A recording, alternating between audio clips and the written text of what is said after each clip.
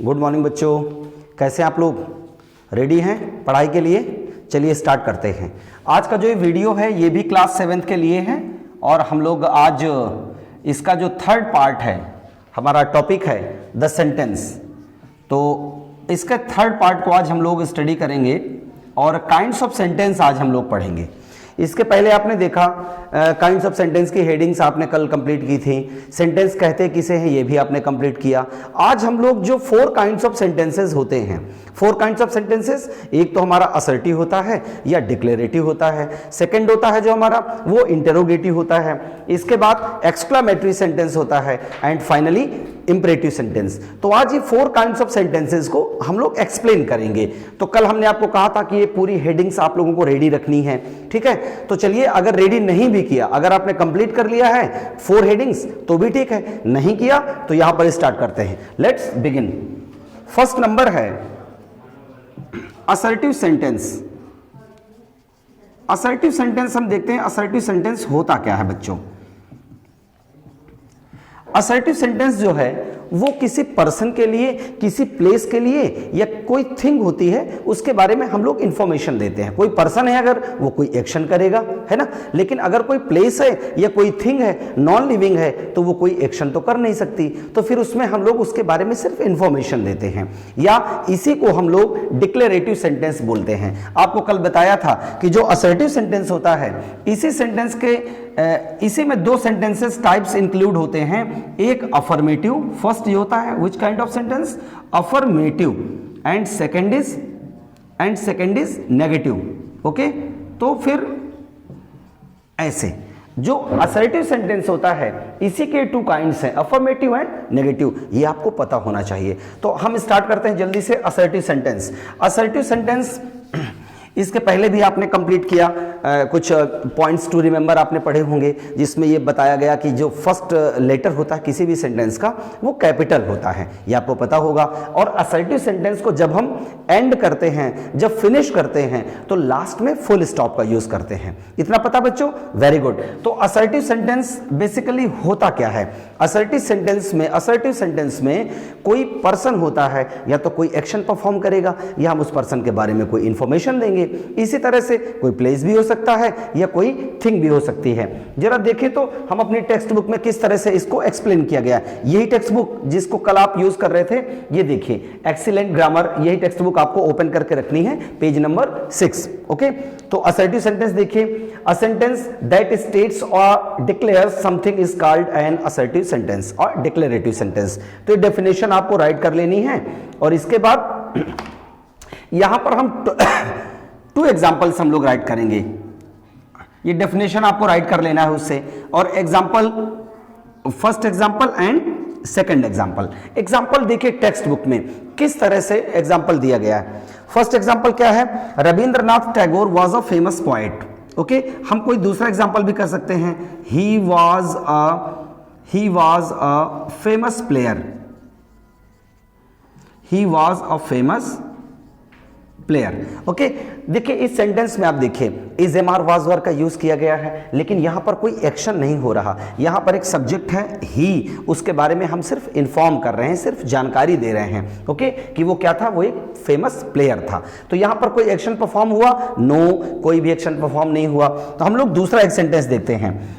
एक सेंटेंस है, she gave me a pen. She gave me a pen. यहां पर जो सब्जेक्ट है शी, उसने एक एक्शन परफॉर्म किया, कौन सा? देने का। गिव की सेकंड फॉर्म गेव। कौन सा टेंस है ये? Simple past. तो she gave me a pen, तो यहां पर एक्शन परफॉर्म हो गया। मींस या तो हम किसी पर्सन, प्लेस और थिंग के बारे में कोई जानकारी दें, और या तो कोई हमारा लिविंग एक्शन, लिविंग सब्जेक्ट्स हों, वो कोई एक्शन परफॉर्म करें। फुल स्टॉप देखिए यहां दोनों जगह, ये देखिए यहां पर भी फुल स्टॉप है और यहां पर भी फुल स्टॉप है। दोनों के फर्स्ट लेटर कैपिटल हैं। ये देखिए ही का एच हमने कैपिटल यूज किया और शी का एस भी कैपिटल यूज किया है। तो ये पॉइंट्स टू रिमेंबर में आपने पढ़ा होगा। तो दीज आर असर्टिव सेंटेंसेस और डिक्लेरेटिव सेंटेंसेस। यस और not? Very good, yes. Next, interrogative sentence. What is interrogative sentence?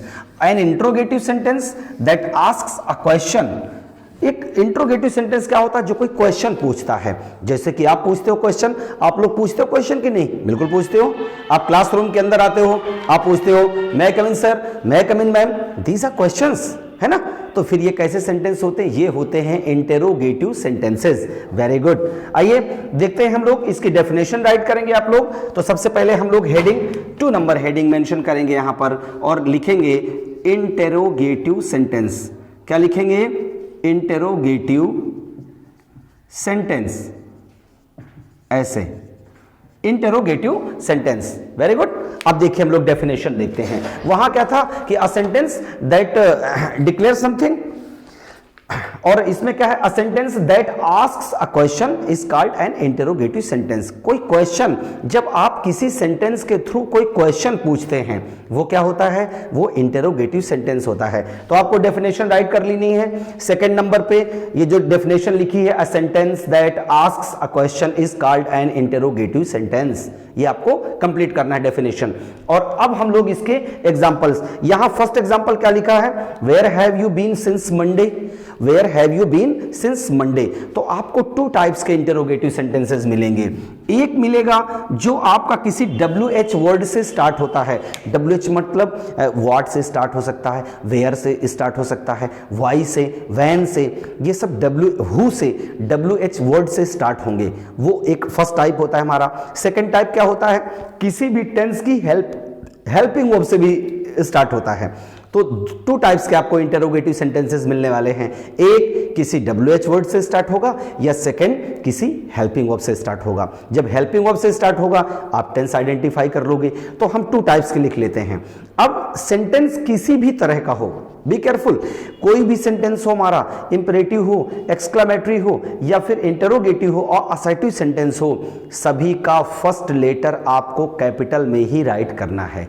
Okay, yes. तो चलिए एग्जांपल, आपने डेफिनेशन राइट कर लिया, अब हम लोग एग्जांपल कर लेते हैं। तो फर्स्ट हमारा WH टाइप का है, तो देखते हैं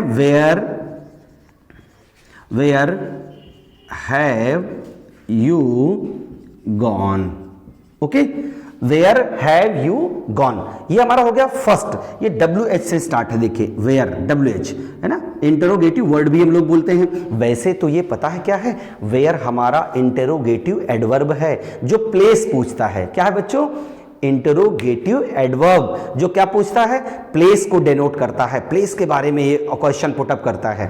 तो यहां आपने देखा वेयर का W भी कैपिटल हमने कर दिया, लेकिन अभी हमारा सेंटेंस कंप्लीट नहीं है। क्यों? क्योंकि जब ये इंटेरोगेटिव होगा तो यहां पर हमें क्या मार्क ऑफ इंटेरोगेशन यूज करना पड़ेगा। क्या? क्वेश्चन मार्क या मार्क ऑफ इंटेरोगेशन। कंप्लीटेड। तो ये फर्स्ट टाइप का हो गया। जरा एक सेकेंड टाइप का कर लेते हैं। ये देखिए, can you teach me, can you teach me, second type हो गया। यहां पर हमने क्या यूज किया? हेल्पिंग वर्ब यूज किया, कैन, बट फर्स्ट लेटर इसका भी कैपिटल है। ये आपको बहुत अच्छे से याद रखना है। किसी भी काइंड्स का सेंटेंस हो, फर्स्ट लेटर कैपिटल यूज करना है। और दोनों में हमने क्वेश्चन मार्क यूज किया। क्यों? क्योंकि दोनों क्वेश्चन हैं, दोनों क्वेश्चन हैं, चाहे वो WH से स्टार्ट हो या किसी हेल्पिंग वर्ब से। यहां तो कैन से स्टार्ट हुआ है, आप अपनी टेक्स्ट बुक में देखोगे तो डू से स्टार्ट होगा, है ना। तो किसी भी हेल्पिंग वर्ब से स्टार्ट हो सकता है। Is, am, are, was, were, has, have, had, did, does या डू, या इसके अलावा किसी मॉडल से भी आपका स्टार्ट हो सकता है। जैसे कैन से तो दूसरी भी तो मॉडल हो सकती हैं। कैसे? जैसे विल हो सकता है, शैल हो सकता है, can, could, may, might, shall, should, must, are, to, dare, need, ये सारी आपकी मॉडल हैं। तो ये यहां से कहीं ना कहीं स्टार्ट हो सकता है। तो यहां पर हमने आपको एग्जांपल कैन से दिया है और आप अपनी टेक्स्ट बुक में देखोगे तो डू से स्टार्ट है। Any problem? Yes, very good. तो ये कैसे सेंटेंसेस थे? Interrogative sentence. Interrogative sentence basically 2 types के होते हैं। फर्स्ट WH वर्ड से स्टार्ट होता है, सेकंड किसी हेल्पिंग वर्ब से स्टार्ट होता है। आ रहा है समझ में? Very good. अरे अच्छे बच्चे हो आप, बिल्कुल समझ में आएगा। डेफिनेशन इंटेरोगेटिव की आपने लिख लिया है। चलिए हम लोग अब 3rd नंबर देखिए मेंशन करते हैं हेडिंग अपनी। हेडिंग नंबर 3rd, कुछ आपको पॉइंट्स बच्चों याद रखना है हमेशा, वो पॉइंट्स बिल्कुल मिस ही नहीं करने। जब भी आप इंग्लिश लिखने जा रहे हो तो वो पॉइंट आपको मिस नहीं करने। कौन सा? जैसा हमने आपको बताया कि कैपिटल और स्मॉल लेटर का बहुत ज्यादा यूज, बहुत ज्यादा प्रॉपर यूज आपको आना चाहिए। ऐसा नहीं है कि आप कहीं भी कैपिटल लिख दो कहीं भी स्मॉल, ऐसे थोड़ी होता है। उसका रूल होता है और आपको उस रूल को फॉलो करना है, क्योंकि अगर रूल फॉलो नहीं करेंगे तो फिर क्या होगा? मिस्टेक होगी आपसे। चलिए थर्ड नंबर देखते हैं हम लोग कि थर्ड नंबर सेंटेंसेस कौन से होते हैं। थर्ड नंबर है exclamatory sentence. Okay, exclamatory sentence देखिए क्या होते हैं, डेफिनेशन देखिए। टेक्स्ट बुक ओपन करो, ओपन करो जल्दी टेक्स्ट बुक देखिए। A sentence that expresses strong feeling is called an exclamatory sentence. जो स्ट्रॉन्ग फीलिंग एक्सप्रेस करता है। अब फीलिंग तो किसी भी तरह की हो सकती है, खुशी की भी हो सकती है ना, सैडनेस की भी हो सकती है, आपकी सरप्राइज भी हो सकता है, तो किसी भी तरह की फीलिंग हो सकती है, वो होता है एक्सक्लामेटरी सेंटेंस। तो डेफिनेशन आपको राइट करना है अपनी टेक्स्ट बुक से। ये देखिए डेफिनेशन लिखी हुई है थर्ड नंबर पे। थर्ड नंबर की डेफिनेशन को आपको राइट कर लेना है, अच्छे से राइट कर लेंगे, वेरी गुड। तो फिर हम एग्जांपल आपको करवा देते हैं। ओके, इसके एग्जांपल देखिए। फर्स्ट लेटर इसका भी कैपिटल रहेगा, नो प्रॉब्लम। तो इसके कुछ हम आपको वर्ड्स बता देते हैं। सबसे पहले तो हम हेडिंग मेंशन कर लेते हैं, कौन सी? Exclamatory sentence. ओके, ऐसे सब लोग अपनी फेयर कॉपी का यूज करें, प्रॉपर राइटिंग करते रहें, और कहीं ना कहीं आप चेक करेंगे और चेक करने के बाद आपसे पूछा भी जाएगा, तभी तो पता लगेगा आपने कितनी पढ़ाई की। तो खेल तो बहुत हो गया, पूरा साल आप खेलते रहे हो, लेकिन अब इस बार खेलना नहीं है, पढ़ाई करना है। एक्सक्लामेटरी सेंटेंस, यहां पर भी हमको फर्स्ट रूल फॉलो करना है। What is the first rule? That is we have to use capital letter when we are going to start a sentence. जब भी हम एक सेंटेंस स्टार्ट करने जाते हैं तो हमको फर्स्ट लेटर कैपिटल यूज करना है। ये कॉमन रूल है, कंपलसरी रूल है, इसमें किसी भी तरह का कोई कॉम्प्रोमाइज नहीं है। ओके, तो अब देखिए आप लोग आइडेंटिफाई कैसे करोगे कि ये एक्सक्लामेटरी सेंटेंस है। कैसे आइडेंटिफाई करेंगे? फर्स्ट तो हो गया कि उसका mark of exclamation, points to remember में आपने पढ़ा होगा, मार्क ऑफ एक्सक्लामेशन। जरा यहां एग्जांपल देखिए, लिखा है how pretty the bride is looking. How pretty the bride is looking. आपने देखा लास्ट में क्या लिखा हुआ है? लास्ट में है मार्क ऑफ एक्सक्लामेशन। तो अब आप कहोगे कि सर हाउ से तो इंटरोगेटिव भी होता है और हाउ से एक्सक्लामेटरी सेंटेंस भी होता है, तो फिर हमें क्या चेक करना है कि उसके लास्ट में कौन सा मार्क यूज हुआ है, मार्क ऑफ एक्सक्लामेशन या क्वेश्चन मार्क। तो बच्चों यहां कौन सा लगा है? Mark of exclamation. तो कौन सा सेंटेंस हो जाएगा हमारा? ये हो जाएगा एक्सक्लामेटरी सेंटेंस। तो चलिए एक एग्जांपल कर लेते हैं। How pretty, how pretty the bride is looking. The bride is looking. अब यहां पर वैसे तो हाउ है, कई बार तो हाउ से हम क्वेश्चन भी पूछते हैं ना, हाउ आर यू, आप लोग कहते तो आई एम फाइन, लेकिन यहां पर हम क्वेश्चन नहीं पूछ रहे हैं। यहां पर तो जो द ब्राइड है, ओके, उसके बारे में हम बता रहे हैं कि वो कितनी सुंदर दिखती है। How pretty the bride is looking. तो फिर लास्ट में हम क्वेश्चन मार्क यूज ना करके कौन सा मार्क यूज करेंगे? Mark of exclamation. तो फिर हाउ से भी स्टार्ट होता है। देखिए second, what a fine scene I have seen, what a fine weather it is.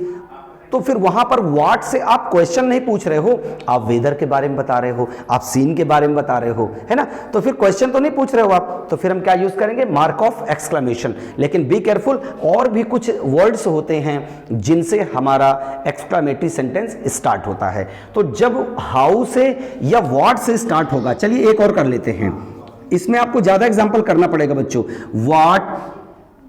What a brave man he is. What a brave man he is, ये देखिए आ गया। What a brave man he is. तो क्या हम what से question पूछ रहे हैं? नहीं, हम तो सरप्राइज हो रहे हैं। What a brave man he is, ये क्या?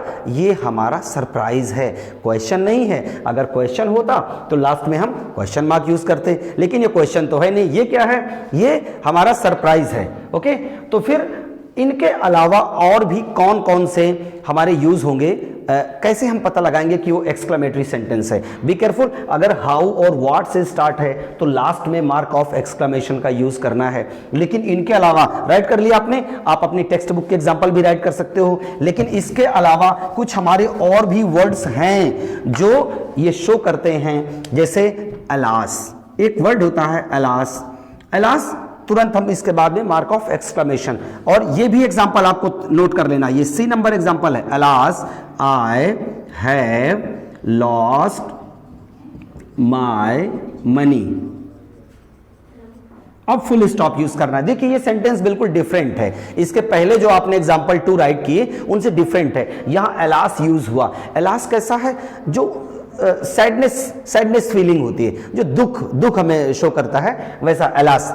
तो यहां पर हम अलास के बाद ही मार्क ऑफ एक्सक्लेमेशन यूज कर देंगे, और जो लास्ट का सेंटेंस होगा वो असर्टिव सेंटेंस होगा, तो यहां पर हम फुल स्टॉप का यूज करेंगे। तो जब अलास होगा तो मतलब फीलिंग कैसी होगी, हमारी दुख की फीलिंग होगी। इसी तरह से जब हम हुर्रा का यूज करेंगे, क्या यूज करेंगे बच्चों, हुर्रा, ये भी एक होता है, तो भी मार्क ऑफ एक्सक्लेमेशन यहां यूज करेंगे। और बाद में we have won the match, ये देखिए we have won the match, तो यहां पर फुल स्टॉप यूज करेंगे। तो अलास और हुर्रा भी अगर यूज हो तो भी आप समझ लेना कि वो मार्क ऑफ एक्सक्लेमेशन यहां तुरंत यूज करना है, और लास्ट में फुल स्टॉप। तो आज के लेसन में इतना ही, और इसका जो अगला 4th पार्ट आएगा उसमें हम आपको इंपरेटिव, सिंपल, कॉम्प्लेक्स और कंपाउंड बताएंगे। Okay, very good, thank you.